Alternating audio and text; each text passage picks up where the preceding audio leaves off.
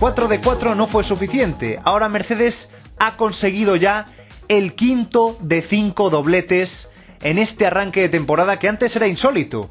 Ahora directamente ya es que Mercedes ha subido la apuesta, ha elevado la gesta a algo que va a ser muy pero que muy complicado de repetir. Y tú tienes mucha culpa de ello, líder del mundial. Victoria, dominio de principio a fin, vuelta rápida, lo que te sirvió para tener un puntito más, y te faltó la pole precisamente para conseguir el Grand Chelem. Habría sido el sexto de tu trayectoria. Sexto Grand Chelem con el que habrías superado a Schumi y a Ascari. Y es que tus números cada vez se comparan más y más con los de Michael Schumacher, porque has conseguido la tercera victoria consecutiva en Montmeló, algo que precisamente solo había hecho el Kaiser a principios de los 2000, y sigues batiendo registros para igualar esos 7 títulos mundiales del alemán que quizás algún día consigas. Pero lo que te faltó para el Grand Chelem fue precisamente la pole. El sábado estabas preocupado. Más que nada por Valtteri, porque poco a poco se le va poniendo cara de Nico Rosberg. Hay que tener en cuenta que hasta ahora no habíamos visto una versión igual de Valtteri Bottas. Y quizás tiene culpa el comportamiento de un coche que no es todo lo dócil que te esperabas. De hecho, tiene un potencial salvaje, que Valtteri en muchas ocasiones controla mejor que tú.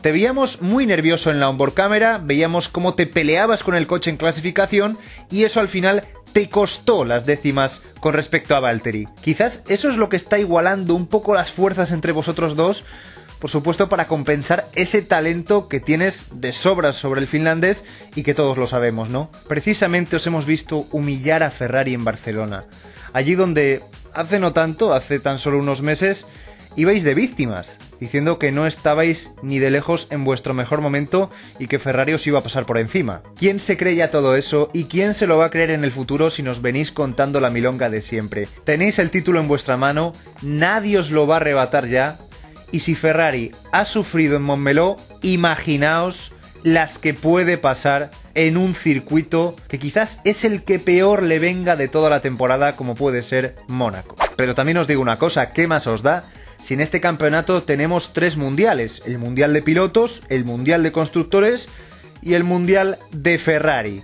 Porque sí, una carrera más, Vettel y Leclerc han convertido lo que debería ser una lucha por conseguir una victoria en un rifirrafe personal, pugnando por la hegemonía, por el liderazgo del cabalino rampante. Al menos ya nos está quedando más clara tu política, porque al principio las órdenes solo eran para Leclerc. Ahora ya está empezando a cambiar la cosa y me pregunto si algo ha tenido que ver el bajo rendimiento de Vettel en carreras anteriores, porque empezamos a ver un cambio.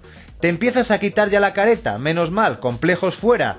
Al menos ahora las órdenes son para Leclerc, pero también pueden ser para Vettel, dependiendo ya de quién vaya más rápido. Al menos esto es más justo. Eso sí, Matías, nada tiene sentido si estas órdenes llegan demasiado tarde o si tus pilotos tardan demasiado en cumplirlas. Lo vimos en el primer stint, cuando Leclerc estuvo detrás de Vettel más de 10 vueltas hasta que finalmente el alemán le dejó pasar. Más tarde ocurrió lo mismo, pero con Leclerc ralentizando con el neumático duro a Vettel. Si crees que esta es una gestión excepcional de un equipo de Fórmula 1, me parece que estás bastante engañado. Si crees que esto es lo mejor que se puede hacer con un Ferrari, vas listo, porque es que ya a todos los problemas que tenéis tenemos que añadir el de los pit stops, calamitosos, tanto en el caso de Leclerc como el de Vettel en sus primeras paradas. ¿Y qué vamos a hablar ya si recordamos las evoluciones? Más bien han llegado ya las santas y clásicas peoras de Ferrari con esa evolución en la unidad de potencia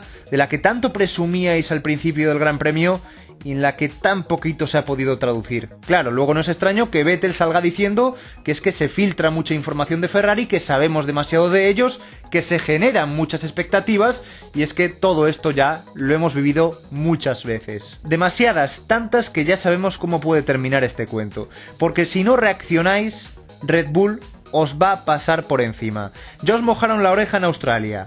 Ahora lo han conseguido también en España. Veremos lo que puede pasar en Montecarlo, pero solo os digo una cosa. Aún están por llegar las evoluciones de Honda y también las evoluciones de un chasis, el de Red Bull, del que dicen que tiene muchísimo margen de mejora todavía. Todas esas personas, todos esos aficionados que se acercaron a Montmeló a seguirte, a animarte, a darte su aliento, tenían mucha ilusión. Y en parte estaba justificada por los buenos resultados de McLaren de este inicio de temporada. Quizás se esperaban algo similar. Unas ilusiones que poco a poco se frustraron en un fin de semana en el que quizás los aficionados no tuvieron en cuenta que en un circuito de aerodinámica poco podía decir un McLaren que se refugia más en circuitos que le permiten lucir su velocidad punta. McLaren llevó a Montmeló un pack de evoluciones de 5 décimas, del que solo al final apenas 3 se tradujeron en ganancias sobre la pista. Y bueno, ya que estamos, no se cuenta normalmente que otros mejoran más. Fijaos por ejemplo en el caso de Haas. Y fruto de estos datos te vimos perdido, Carlos. Primero, en una clasificación en la que no conseguiste llegar a la Q3 y después en una carrera en la que te costaba horrores encontrar el ritmo y conseguir meterte entre los 10 primeros y tenías que estar más pendiente de tus retrovisores para que no te adelantara Ricardo. Al final te adelantó, pero conseguiste devolverle el adelantamiento con tus neumáticos más calientes. Y fue en ese momento cuando sacaste el orgullo español. Porque sí, Carlos, España te sienta bien. Es un circuito especial, en el que siempre vemos la mejor versión de Carlos Sainz. Una versión que no se parece en nada, afortunadamente, a la que habitualmente te tenemos que comprar en las carreras. La de las excusas, la de las quejas, la de nos faltó esto, nos faltó lo otro y al final no pudimos conseguirlo.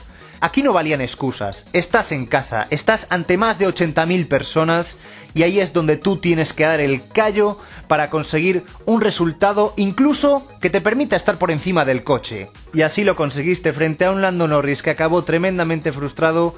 Tú lograste un brillante 8º puesto, pescando además en río revuelto, y tan revuelto con Magnussen y Grosjean. Algunos hablan demasiado, colocan carreras en el calendario que todavía no son oficiales. Otros nos ocultan cosas. Mucha gente directamente ya da por muerto el Gran Premio de España. Yo solo les pido una cosa. Pónganse de acuerdo ya, y quien no lo esté, que lo diga. Mira, por ejemplo, en el Ayuntamiento de Barcelona ya lo han hecho. Gerardo Pisarello, el primer teniente alcalde de Barcelona, lo dijo bien claro. En 2015 anunciamos que era necesario priorizar la inversión pública en Barcelona y que retiráramos progresivamente las ayudas al circuito de Montmeló. Dicho y hecho, en 2017 ponían 3 millones de euros. En 2018, 2,5. Y en 2019, este año, tan solo 1,5 millones. Hasta ahora el canon era de 24 millones de euros. Mucho que pagar y 3 a repartir. 2 de ellos, Ayuntamiento y Generalidad, tienen que ponerse de acuerdo para ayudar al circuito a pagar todo esto. Sabemos que por ahora hay una falta de acuerdo evidente con Chase Carey. Sabemos la presión a la que se somete a los circuitos históricos. La están viviendo Silverstone o Monza, pero también son circuitos con más argumentos históricos para mantener ahí la Fórmula 1. No es el caso de Montmeló, está claro, no es el mejor circuito, no es la carrera más divertida de la temporada, por supuesto, lo reconocemos, pero es el Gran Premio de España, y si nos lo quitan, nos va a costar muchísimo recuperarlo. Por eso tenemos que saber valorarlo, y por eso, porque es un gran premio que ha acompañado a la Fórmula 1 desde sus inicios, tenemos que preservarlo. Estuvo en Montjuic, estuvo en Pedralbes, estuvo en el Jarama, estuvo en Jerez y ahora es en Montmeló donde se ha consolidado. Esta ha sido la 29ª en Montmeló. Ojalá haya una 30ª edición del Gran Premio de España en el circuito de Barcelona-Cataluña en el año 2020. Es lo que deseamos. Todos ganamos persiguiendo este mismo objetivo. Las fracturas sirven para bien poco. Pero es que además en este caso España y Cataluña inevitablemente van de la mano hacia un mismo destino que puede ser catastrófico. Optimismo, pesimismo, ¿cuáles son vuestras sensaciones de cara al futuro del Gran Premio de España? Y para los que os lo queréis llevar a Jerez, que os veo venir, ¿creéis que la FIA nos va a permitir elegir a la carta el circuito en el que se desarrollará el Gran Premio? Compartid vuestra opinión en los comentarios y ya os estamos esperando para el próximo Briefing Post GP.